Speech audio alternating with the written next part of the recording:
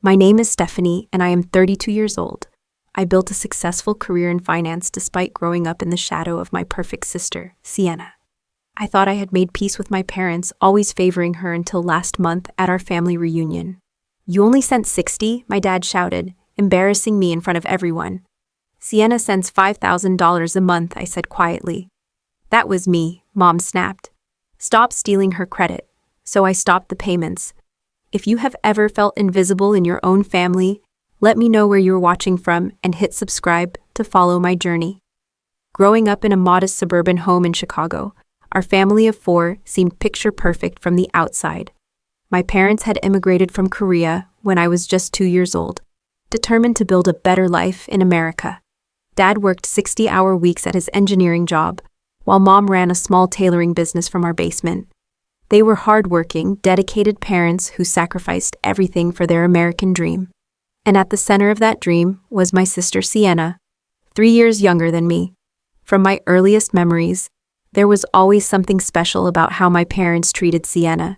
It started with small things that most people would dismiss as normal sibling dynamics.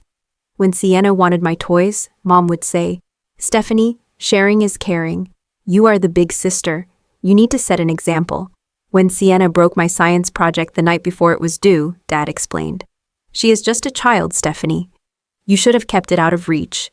By age 7, I had become accustomed to putting Sienna first. My clothes automatically became hers once I outgrew them. But when Mom went shopping, Sienna always got new outfits while I got hand-me-downs from our cousins. "We need to save money for your college, Mom." But somehow that logic never applied to Sienna. Birthdays and Christmas mornings told the same story. On my 10th birthday, I received a set of encyclopedias because they would help with school while Sienna got the portable CD player I had been begging for all year. When I couldn't hide my disappointment, Dad pulled me aside and said, "A smart girl like you should appreciate education more than toys, Stephanie." The pattern continued through every aspect of our childhood. I was expected to help with dinner, wash dishes, and fold laundry by age 11. Tasks that Sienna was still too young to handle even when she reached the same age. I had a 900 p.m. curfew throughout middle school, while Sienna was allowed to stay out until 10 p.m. from 6th grade. One particular memory stands out sharply. When I was 13, I won first place in a regional piano competition after practicing for months. The recital was scheduled for a Saturday afternoon, and I had reminded my parents repeatedly about the date. That morning, Sienna developed a mild fever of 100 degrees. Nothing serious, just a common cold. Our neighbor, Mrs. Peterson, who had been like a grandmother to us, offered to stay with Sienna. For the 2 hours my parents would be gone. "We cannot leave your sister when she is sick," Mom declared. Closing the discussion, "You understand, right? Family comes first." I performed to an audience of strangers that day, accepting my gold certificate with a practiced smile while scanning the crowd for faces that were not there. When I returned home, Sienna was watching television with a popsicle, her fever apparently forgotten.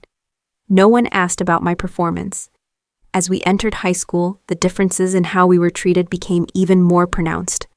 I maintained a 4.0 GPA while participating in student government and volunteering at the local hospital on weekends. My achievements were met with nods and brief acknowledgments. "That is what we expect from you, Stephanie." Meanwhile, Sienna struggled to maintain a 3.00 average, but her B- in algebra was celebrated because math is so difficult, and her participation in the school play warranted a special family dinner out, even though she had only a minor role. When I was accepted to all 5 colleges I applied to, including 2 Ivy League schools, Dad simply said, "Good. Now we need to see about scholarships because we cannot afford full tuition." A year later, when Sienna was accepted to just one state school, my parents took her on a weekend trip to New York to celebrate. The most painful part was that I genuinely loved my sister. Sienna was charming, creative, and funny. She could light up a room with her laughter and had a natural talent for making people feel special. It was not her fault that our parents placed her on a pedestal. In quiet moments when it was just the 2 of us, we shared secrets and dreams like sisters should. But those moments became increasingly rare as the years passed. By 17, I had learned to find validation outside my family. My teachers recognized my potential, offering mentorship and encouragement. My close friends provided the emotional support that was missing at home. I babysit for extra money, saving every dollar in a secret account my parents knew nothing about. I was preparing for independence long before I actually left home. The pattern was so consistent that it became predictable. If Sienna and I both had news to share at dinner, she would always be invited to speak first. If we both needed something, her needs were addressed before mine. If we both made mistakes, her forgiveness came swiftly. While my repentance required extensive proof, I became the reliable one, the responsible one, the one who did not need attention or praise, because I had learned to function without it. My achievements were expected, my failures unacceptable. Meanwhile, Sienna flourished under the warmth of unconditional approval, never developing the resilience that comes from facing genuine challenges or criticism. This was the reality of my childhood, not dramatic abuse or neglect, but the quiet, constant message that I was somehow less deserving of attention, celebration, and understanding. It was death by 1,000 paper cuts, each one too small to justify complaint, but collectively leaving scars that would take years to heal. The day I left for college was surprisingly anticlimactic. Mom packed me a lunch for the 3-hour drive to Northwestern University, while Dad loaded my few belongings into our family sedan.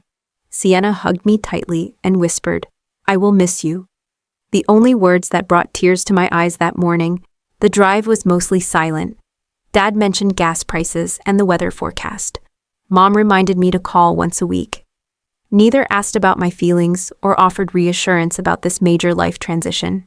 When we arrived in my dormitory, they helped carry my things to my room, met my roommate with polite smiles, and then checked their watches. We should get back before traffic gets bad. Dad announced after just 45 minutes on campus. Mom handed me a small envelope containing $300 for emergencies, she said. Then they were gone, leaving me alone in a new world that felt both terrifying and liberating. My scholarship covered 70% of my tuition, but books, supplies, and living expenses quickly depleted my savings. Within 2 weeks, I had secured 3 part-time jobs: morning shifts at the campus coffee shop, afternoon hours at the library, and weekend administrative work for the business school. Between classes and work, I averaged 5 hours of sleep per night. Meanwhile, my first phone call home was dominated by news of Sienna's senior year homecoming dress and the family's plans to visit colleges the following month. "We want to make sure she ends up somewhere special," Mom explained. "Dad is taking time off work for the tours." I bit back the reminder that no one had taken time off for my college search. Instead, I asked practical questions about accessing my health insurance information and whether I could claim the remaining textbook costs on their tax return. By midterms, I had developed an efficient system: study at the library until closing, continue in the 24-hour campus center until dawn, shower at the gym, work the morning shift fueled by free coffee, attend classes, nap for 30 minutes between lectures, work the afternoon shift, study during dinner. Repeat. My roommate Jennifer began leaving, encouraging notes on my desk, and occasionally bringing me proper meals when she noticed I was subsisting on protein bars and campus coffee. My professors noticed too. Dr. Harrington, my economics professor, kept me after class one day. "Your work is exceptional, Stephanie, but you look exhausted. Are you okay?" That simple question of concern nearly broke me. I managed to maintain composure as I explained my schedule and financial situation. He listened carefully before suggesting a research assistant position that paid better than my current jobs and would look impressive on graduate school applications. "You have real talent," he said, "but you need to take care of yourself too. Burnout is real." His mentorship changed my trajectory. The research position not only improved my financial situation, but connected me with influential professors and industry professionals. I was able to drop one of my other jobs and occasionally get 6 hours of sleep instead of 5. Back home, Sienna was accepted to UCLA with a partial scholarship. My parents took out a second mortgage on their house to cover her full expenses, including an off-campus apartment because dorm life would be too stressful for her. During our weekly calls, Mom detailed the shopping trips for Sienna's dorm room decor and the special graduation party they were planning. "Will you come home for her graduation?" Mom asked. I cannot, I replied. I have finals that week and cannot miss them. The disapproval was palpable through the phone. Family should come first, Stephanie. You always choose other priorities. I did not mention that no one had attended my high school graduation dinner because Sienna had a dance recital the same evening. Some arguments were not worth having. As semesters passed, the calls home became shorter and less frequent. I immersed myself in campus life, making close friends who appreciated my dedication and intelligence. I joined the investment club and discovered a passion for financial analysis. I dated occasionally, but kept relationships casual, unable to fully trust anyone with my deepest feelings. My junior year, Sienna decided that UCLA was not the right fit and transferred to NYU to study fashion merchandising. This required additional financial support from our parents, which they provided without question. Meanwhile, I was applying for prestigious summer internships to bolster my resume and earning potential. When I secured an internship at Goldman Sachs for the summer, I called home with the news. Dad answered with a distracted hello, and I could hear Sienna talking animatedly in the background. Dad, I got the Goldman internship. Only 8 people from Northwestern were selected. That is nice, Stephanie, he replied. Can I call you back? We are helping Sienna prepare for her interview with a fashion magazine. It is very important. He never called back. By senior year, I had multiple job offers from top financial firms. I graduated summa cum laude with honors in economics and a minor in data science. My parents did attend my graduation ceremony, arriving late and leaving immediately after for their flight back home. The celebration dinner was at an upscale restaurant near campus, paid for with my own internship earnings. Mom spent most of the meal showing me photos of Sienna's new apartment in New York and explaining how they were helping her network in the fashion industry. She is struggling a bit with her classes, Mom confided, but her professor says she has amazing creative vision. We are so proud. And are you proud of me too? I asked quietly, surprising myself with the vulnerability. Dad looked up from his steak, genuinely confused. Of course you have. Always done well academically. That is expected. Expected. Not celebrated or admired, just expected. I accepted a position at Morgan Stanley in New York, not telling my parents that one reason for choosing that location was to be near Sienna. Despite everything, I missed my sister and hoped that away from our parents' dynamics, we might rebuild our relationship as adults. The starting salary was impressive, especially for a new graduate. I found a small but decent apartment in Brooklyn and threw myself into work with the same intensity I had applied to my studies. Within 6 months, I was outperforming colleagues with years more experience. My direct manager, Linda, became another important mentor, guiding me through office politics and encouraging me to speak up in meetings dominated by male voices. You have incredible instincts, she told me, but you need to learn to take credit for your ideas. I notice you often do the work and let others present it. That has to stop. Her observation hit a nerve. I had been conditioned to believe that my contributions were simply expected, not worthy of special recognition. Changing that mindset would prove to be one of my greatest challenges. 3 years into my career at Morgan Stanley, I had already received 2 promotions. I had moved from junior analyst to senior analyst, and then to associate much faster than the typical timeline. My starting salary of $75,000 had grown to $120,000 plus substantial performance bonuses. I had moved to a better apartment in Manhattan and started building a respectable investment portfolio. My relationship with my family remained distant but cordial. Weekly calls had become monthly. Visits home happened only during major holidays, and even then they were brief and somewhat tense. Sienna and I occasionally met for lunch in the city, but our conversations remained superficial. She would talk about parties and fashion shows while I listened and paid the bill. She never asked about my work or my life. Then during one of our monthly calls, Mom mentioned something concerning. Your father had to reduce his hours at work, she said casually. His blood pressure has been too high, and the doctor insisted. Is he okay? I asked, immediately worried. He will be fine, Mom assured me. But with the reduced income and Sienna needing help with her rent again, things are a bit tight right now. This was the first I had heard about financial problems. I knew that supporting Sienna through multiple changes in education and career direction had been expensive, but I had assumed my parents were managing. Now I realize they might be struggling more than they let on. How tight is tight? I pressed. Are you behind on bills?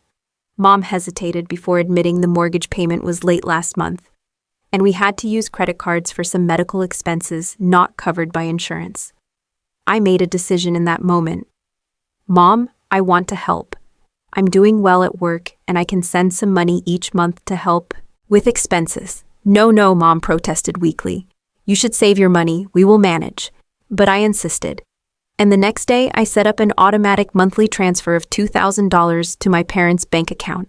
I marked it as anonymous, listing only family support in the transfer notes.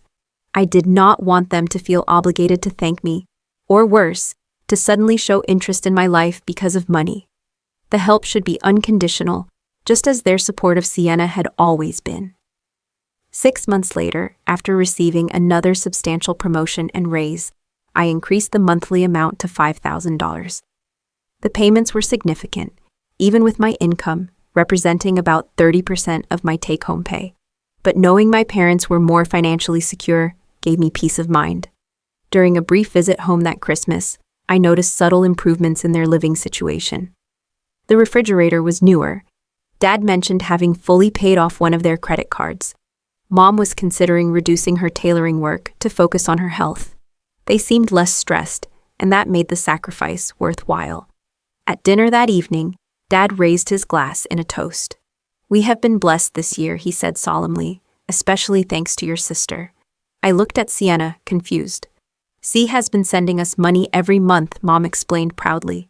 $5,000, can you believe how successful she has become? She says her fashion consulting business is really taking off. I nearly choked on my wine. Sienna caught my eye across the table and quickly looked away, a flush spreading across her cheeks. That is amazing, I managed to say. I had no idea. She insists on keeping it anonymous in the bank transfers, Dad added. So humble, Rihanna, never wanting recognition. The irony was almost too much to bear. Sienna was taking credit for my financial support, while according to occasional social media posts and our infrequent lunch meetings, she was actually struggling to find steady employment in the fashion industry. Her LinkedIn profile listed her as a freelance fashion consultant, but I had never heard her mention any actual clients. Later that night, I confronted Sienna in the kitchen while our parents slept. You told them you are the one sending the money. I kept my voice low, but could not hide my anger. Sienna at least had the decency to look ashamed. I did not tell them directly, she whispered. They assumed it was me because the transfers were anonymous, and I just did not correct them. Why would you do that? That money comes from my hard work. I send it because I care about them, not for recognition, but it is still my sacrifice. Tears filled her eyes. You do not understand what it is like, Stephanie. You have always been the smart one, the successful one. Mom and Dad talk about your Wall Street job like you are some financial genius. I have nothing to show for myself when they assume the money was from me. For once, they looked at me with real pride, not just because I am their baby, but because I accomplished something. Her explanation left me speechless. In her mind, I was the favorite child, the golden standard she could never live up to. Our perceptions of our family dynamics were completely opposite. Sienna, that is not true. They have always preferred you, always made excuses for you, always celebrated you while expecting perfection from me. She shook her head stubbornly. That is not how it feels to me. We reached no resolution that night.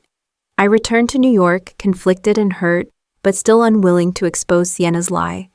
Despite everything, they were my family, and I did not want to damage their relationships further.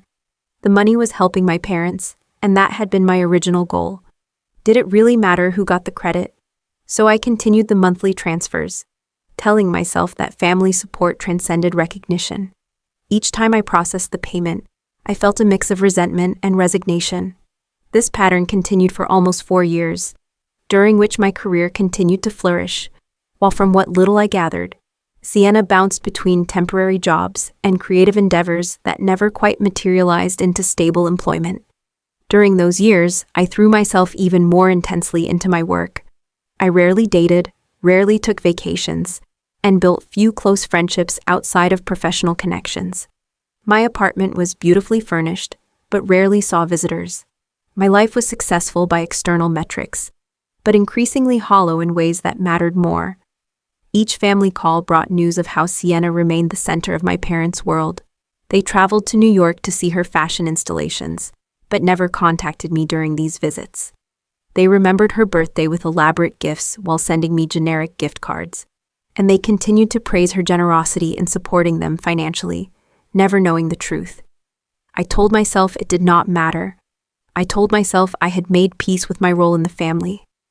I told myself I was above needing their approval or recognition. I was lying to myself. Last month marked my parents' 35th wedding anniversary. Mom had been planning a large celebration for nearly a year, inviting relatives from across the country and even a few from Korea. The event would be held at a rented venue near their home in Chicago, and everyone was expected to attend. No excuses accepted. I arranged time off work, booked a flight, and reserved a hotel room, knowing that staying in my childhood home for 3 days would be too emotionally draining. Sienna called me the week before, unusually animated. "Are you excited about the anniversary party? Mom has been driving everyone crazy with the preparations. I helped choose the decorations. It is going to be amazing." "Sounds great," I replied, trying to match her enthusiasm. "Do they need help with anything else? I could contribute to the catering costs." "No need," Sienna said quickly. "I have taken care of all that, from my monthly support. I just diverted some of the money to pay for the party instead."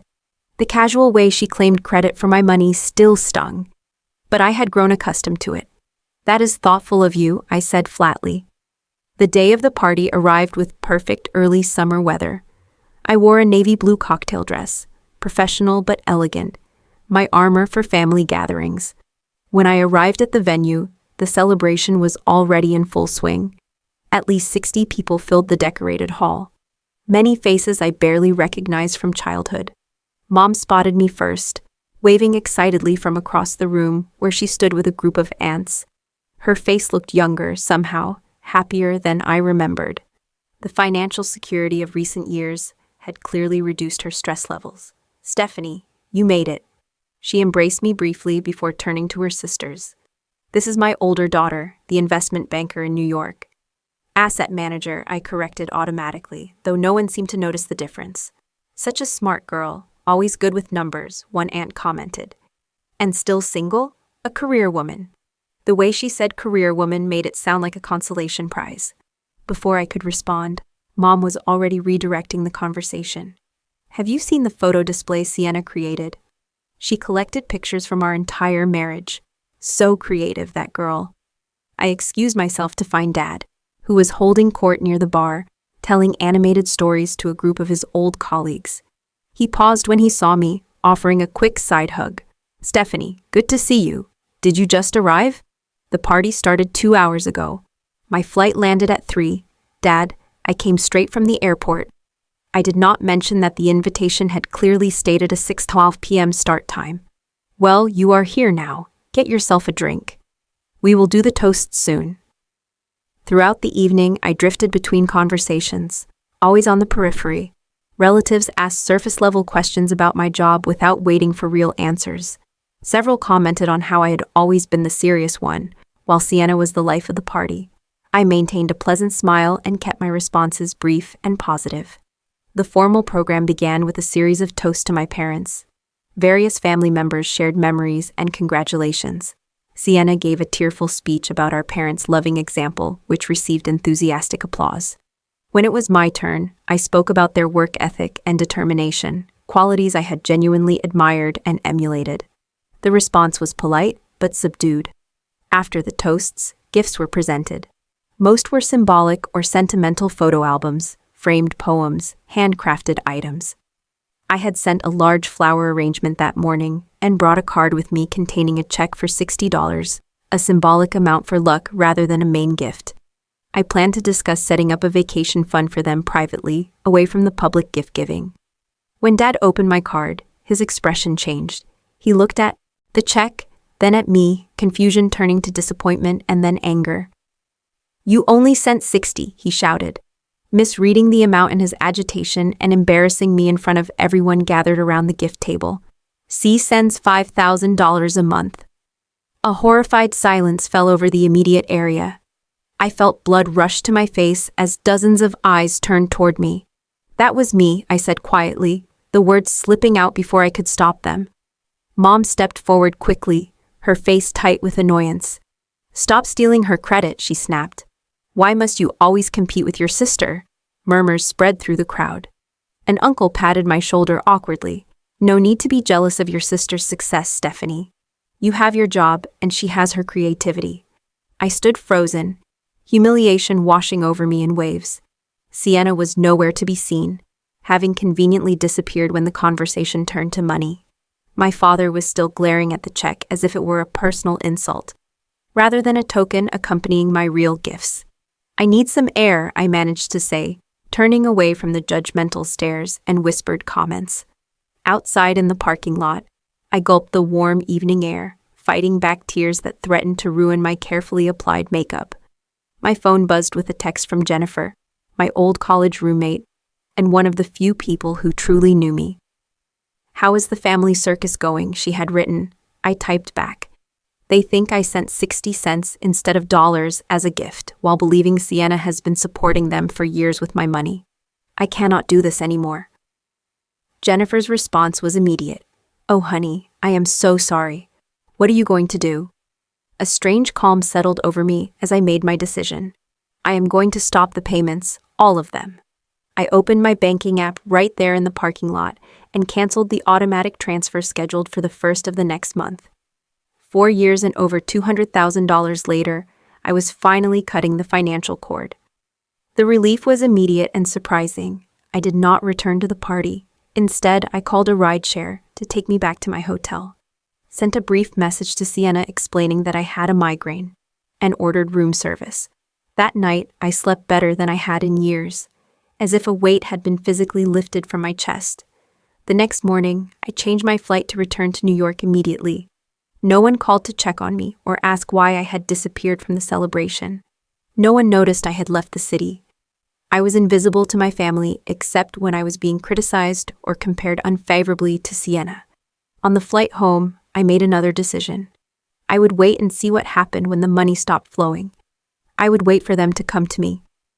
Exactly 32 days after the anniversary party, my phone rang with my parents' home number. It was the first time they had initiated contact since I had left Chicago. I let it ring several times, my finger hovering over the decline button before finally answering. "Hello, Stephanie," my father's voice sounded strained. "How are you?" "I am fine, Dad. How are you? And Mom?" I kept my tone neutral, professional almost. "We are concerned." He cleared his throat uncomfortably. "There seems to be a problem with Sienna's monthly transfer. It did not arrive on the 1st as usual." So, they still believed the money came from Sienna. Despite everything, the assumption stung. "That is strange," I replied, my voice steady. "Have you asked Sienna about it?" "We did. But she said there must be a bank error. She said she would look into it, but it has been 2 weeks now, and we have expenses that we're counting on that money." I closed my eyes, gathering my resolve. "Dad, I need to tell you something important. Those monthly transfers were never from Sienna. They were from me. I have been sending you $5,000 every month for the past 4 years. Silence filled the line, then a short, uncomfortable laugh. "That is not funny, Stephanie. Why would you say something like that about your sister?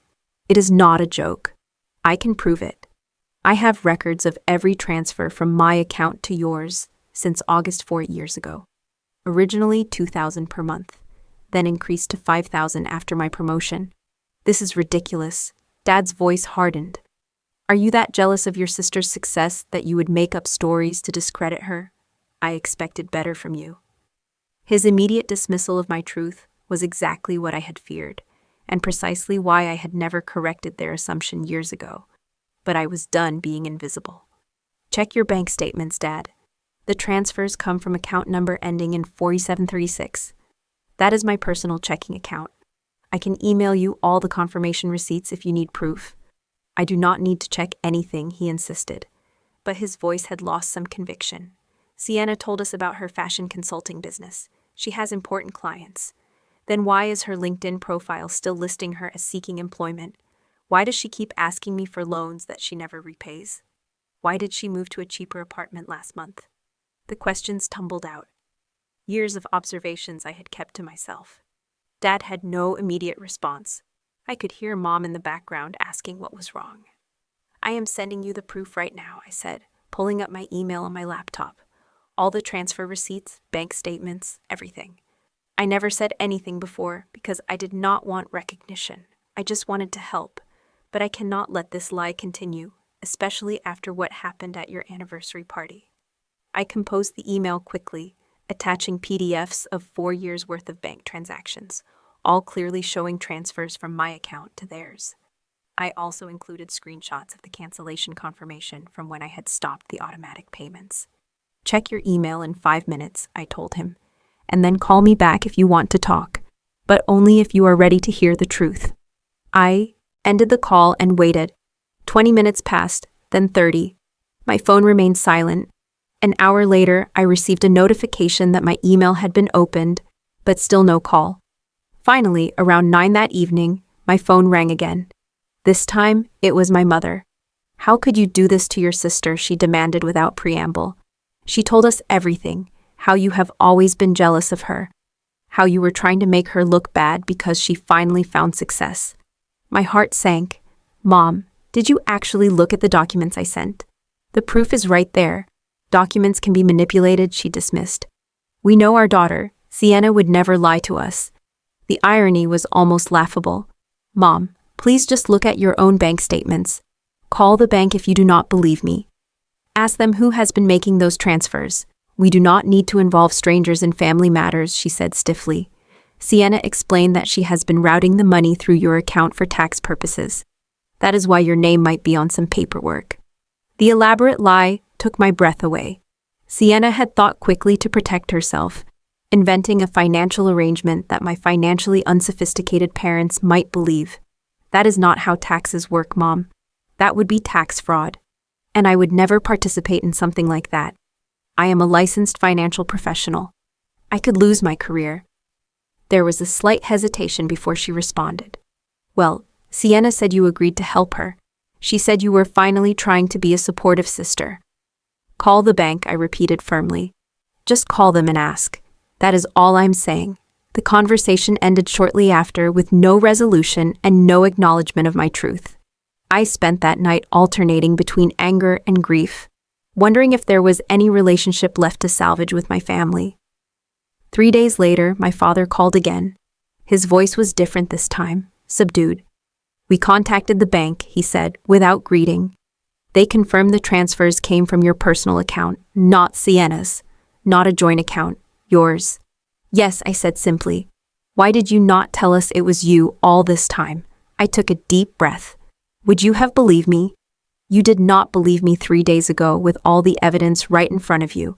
He had no answer for that. There is something else you should know, he continued after a long pause. We spoke with Sienna again, tried to understand why she would claim credit for your generosity. She broke down and admitted some things.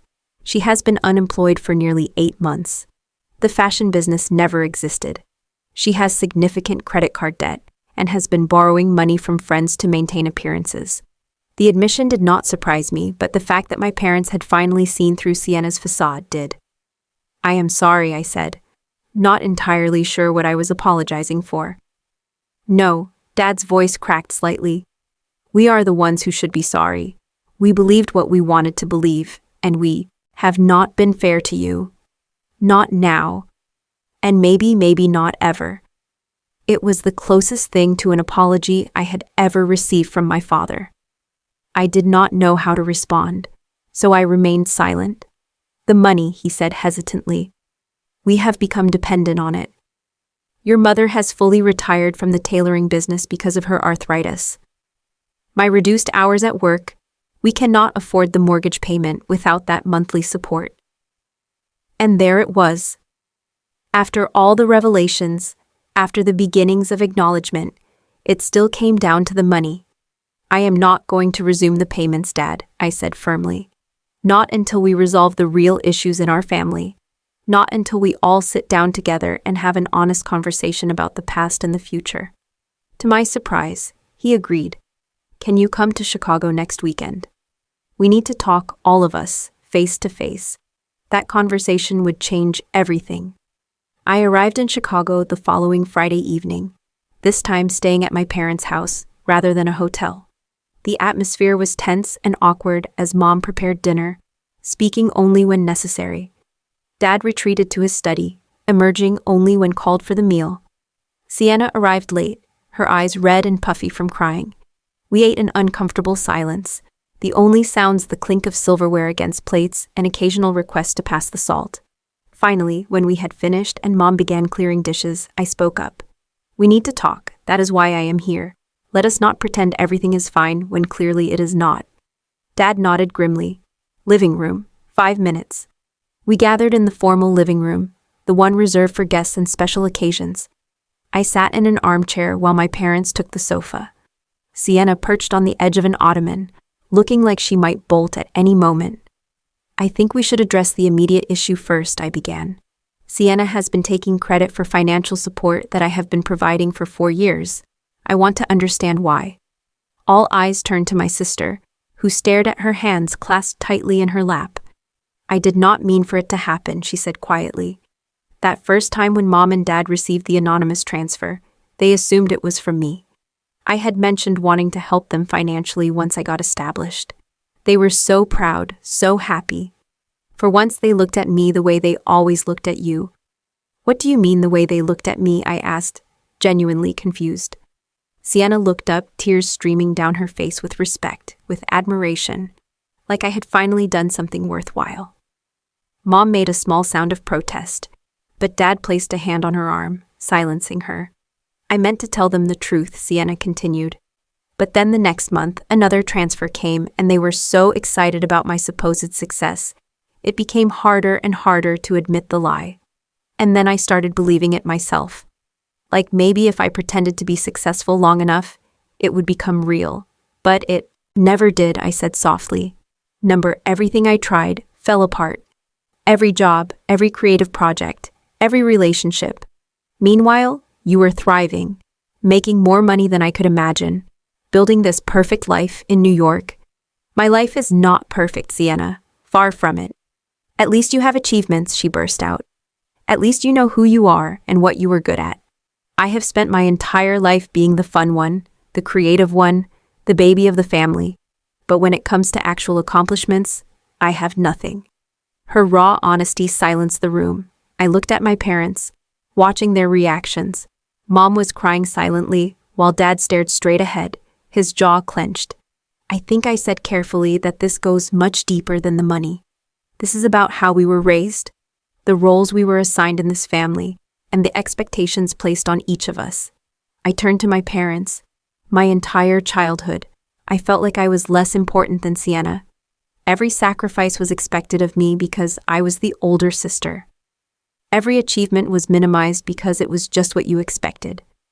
Meanwhile, Sienna was celebrated for the smallest accomplishments, forgiven for every mistake and given support I never received. Mom began to shake her head in denial, but Dad stopped her again. Let her speak, he said quietly. We need to hear this. So, I spoke. I told them about the piano recital they missed. The birthdays that felt like obligations rather than celebrations. The constant message that my needs came second. I described the loneliness of college without their support. The hurt of graduations where Sienna's future dominated conversation. The years of feeling invisible unless I was being useful. When I finished, the silence was deafening. Then, to my surprise, Dad spoke. You are right, he said simply. We failed you, Stephanie. Not because we did not love you, but because we took you for granted. You were always so capable, so independent. Sienna seemed to need us more, so we gave her more attention. We never considered that you needed us too, just in different ways. His acknowledgement broke something open inside me. Tears I had held back for decades finally flowed freely. All I ever wanted was for you to be proud of me, I whispered. Not because I was useful or successful or responsible, but just because I was your daughter too. Mom moved from the sofa to kneel beside my chair, taking my hands and hers. We were wrong, she admitted, her voice breaking. So wrong? You deserved better from us. Both of you deserved better. She looked between Sienna and me. We thought we were doing our best, but we created this competition between you. We made Stephanie feel unloved and Sienna feel inadequate. What kind of parents does that make us? Human ones, I said, squeezing her hands. Imperfect like all of us. The conversation continued late into the night. Sienna admitted her envy of my academic success and financial stability. I confessed my jealousy of her creativity and the unconditional love she seemed to receive. Our parents acknowledged their role in creating and reinforcing these dynamics, often unconsciously. By dawn, we were exhausted, but somehow lighter. Nothing had been fully resolved, but the truth had finally been spoken aloud after decades of silence. It was a beginning. Before I left Chicago that Sunday, I had an individual conversation with each family member. With Sienna, I established boundaries around money, but offered to help her find career counseling and possibly internships in New York if she was serious about starting fresh. With Mom, I accepted her tearful apology and promised more frequent visits, but also made clear that our relationship needed to be more reciprocal. With Dad, I was most direct. I will not resume the monthly payments, I told him firmly. That created an unhealthy dynamic, and it enabled Sienna's deception. But I will help you and Mom create a realistic budget and retirement plan based on your actual income. And for genuine emergencies, I will always be there. He nodded, accepting my terms without argument. I am proud of you, Stephanie, he said. The words I had longed to hear for so long. Not because of your money or your job, but because of who you are, your strength, your integrity. I should have told you that every day of your life. Better late than never, I replied, allowing him to pull me into a proper hug for what felt like the first time. As for Sienna, our conversation revealed how much healing she needed to do as well. The patterns established in childhood had left her insecure and dependent, unable to forge her own identity, separate from being the favored child. I do not know who I am without their approval, she admitted. You had to become independent because they pushed you away. I never learned how because they always cushioned me from consequences. Then maybe that is what you need to discover now. I suggested who Sienna is when she is standing on her own 2 feet, making her own choices, facing her own challenges. She agreed to enter therapy and to take a retail job to start addressing her debt. Small steps, but significant ones, toward independence and honesty. None of us harbored illusions that 4 days of difficult conversations could undo decades of dysfunctional family patterns. But for the first time, I left Chicago feeling hopeful that change was possible. Not perfect resolution, but progress. Not instant healing, but the beginning of a more honest relationship. 2 years have passed since that life-changing weekend in Chicago. So much has changed, yet some things remain works in progress, as they probably always will be in families as complex as ours. My career continued to flourish. Last year, I was promoted to vice president at my firm, managing a team of 12 analysts and overseeing portfolios worth billions of dollars. The promotion came with another substantial salary increase, but this time I prioritized balance alongside success. I started leaving the office by 7 most evenings. I began dating more seriously, recently meeting a kind, thoughtful architect named Gabriel, who understands my drive, but encourages me to make space for joy. Sienna has undergone perhaps the most dramatic transformation. After 6 months of therapy and working retail, she discovered a genuine talent for visual merchandising. She enrolled in a certificate program and now works as an assistant visual merchandiser for a department store chain. The position suits her creative instincts, but provides the structure she needs. She still struggles with comparing herself to me, but less frequently and with more self-awareness. She has been steadily repaying her debts and recently moved into her own studio apartment without financial help from anyone. My parents have adjusted to their new financial reality. Dad increased his work hours slightly, and Mom took on a few select tailoring clients whose work she genuinely enjoys. They downsized to a smaller house, reducing their mortgage substantially. I helped them create a realistic budget and set up automatic payments for their bills.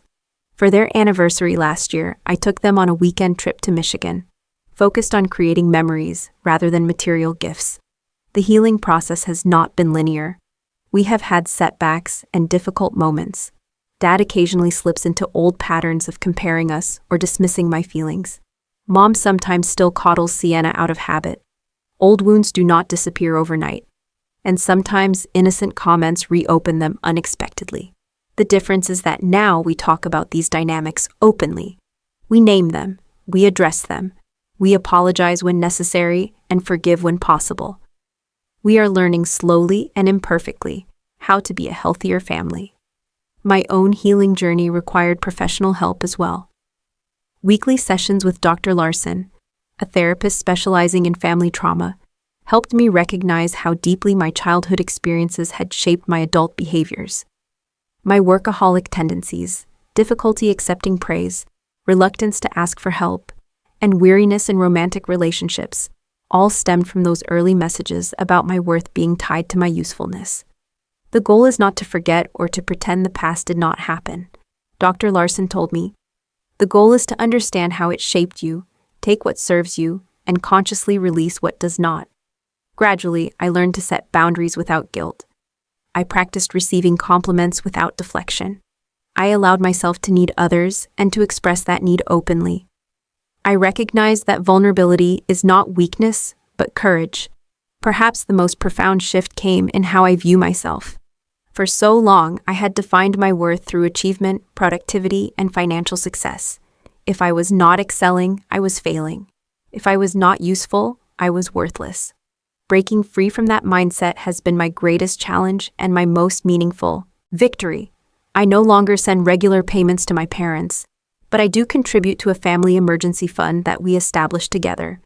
Transparency and clear boundaries have replaced secretive transfers and assumed obligations.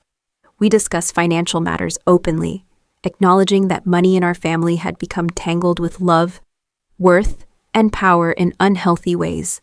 Sienna and I speak weekly now, our conversations increasingly honest and supportive. We are learning to be sisters without competition, to celebrate each other's unique strengths without comparison. Last month, she called just to tell me she was proud of how I handled a difficult client situation I had mentioned previously. The simple acknowledgement meant more than any award or promotion. My relationship with my parents has evolved into something more adult and equal. They still occasionally fall into old patterns, but now I can gently point this out without anger or resentment. Dad has become more expressive with his pride in both his daughters, making a conscious effort to acknowledge our different kinds of success. Mom calls regularly just to chat, not only when she needs something or wants to talk about Sienna. The journey has taught me that sometimes you have to break a pattern to heal it. Sometimes you have to stand firm in your truth, even when those you love resist hearing it. Sometimes the most loving thing you can do is refuse to participate in a dynamic that hurts everyone involved. I have learned that forgiveness does not mean forgetting or pretending harm never occurred. It means choosing to move forward without allowing past wounds to determine your future. It means recognizing that people can change when given the opportunity and motivation to do so. Most importantly, I have learned that my value was never dependent on what I could provide, achieve, or endure. My worth was inherent all along, just as Sienna's was. We were both deserving of love, recognition, and support, just in different ways that our parents struggled to provide. If you have ever felt invisible in your own family, if you have carried the weight of expectations while watching others receive the warmth of unconditional love, know this: you are not alone. Your feelings are valid, your needs matter, and it is never too late to speak your truth and create healthier boundaries. Sometimes you have to lose something to find yourself. And when you find yourself, the relationships that matter will find their way back to you. Not in the form you expected, but in the form you deserve. Have you ever had to set difficult boundaries with family members? How did it change your relationship? Share your experiences in the comments below. If this story resonated with you, please like, subscribe, and share it with someone who might need to hear these words today. Thank you for listening to my journey, and remember that your worth is not determined by what you give, but by who you are.